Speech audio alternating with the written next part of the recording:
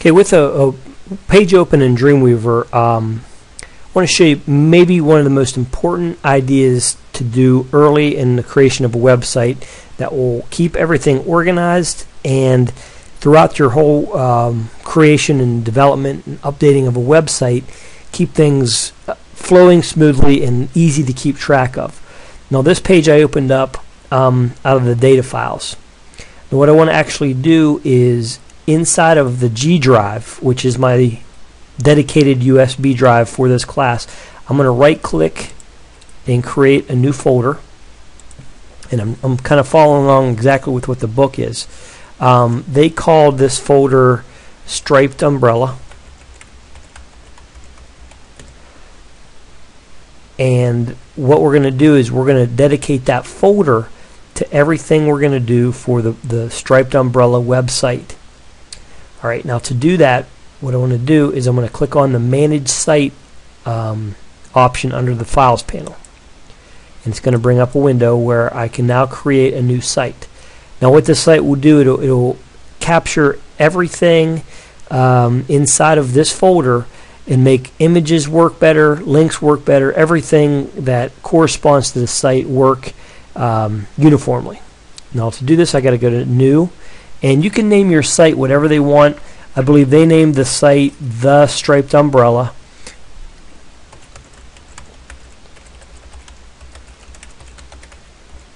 And then you choose what folder it's located in.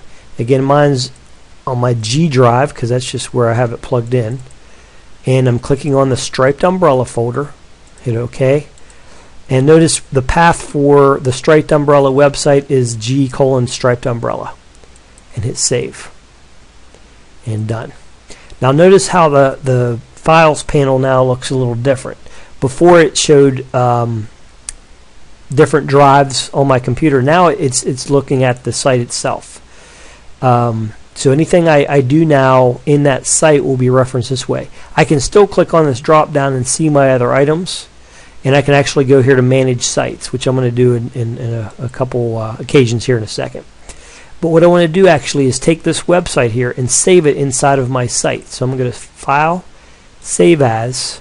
Remember, that's in my G drive, Striped Umbrella. And I'm going to name this page Index because it's the first page in my website. And it asks to update links. In this case, I'm going to hit No to show you a couple things that happen. Now look, I have two images that are not showing up.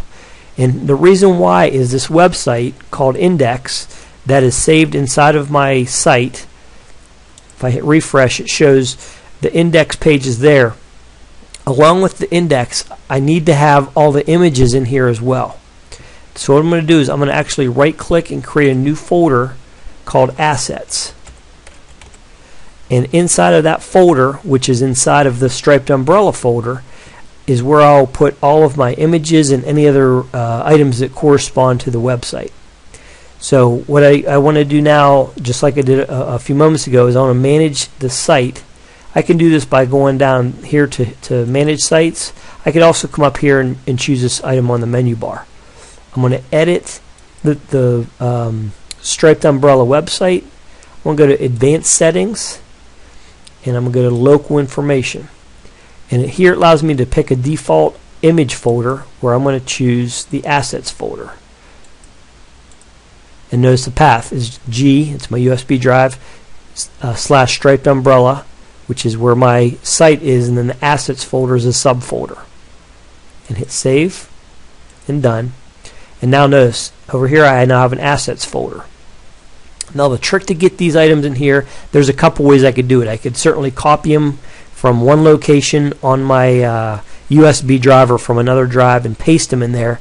But I just want to mention the way the book does it, which is kind of neat, is if I click on this image up here that's missing, I can go down here under the Properties panel and actually find in the data files that image.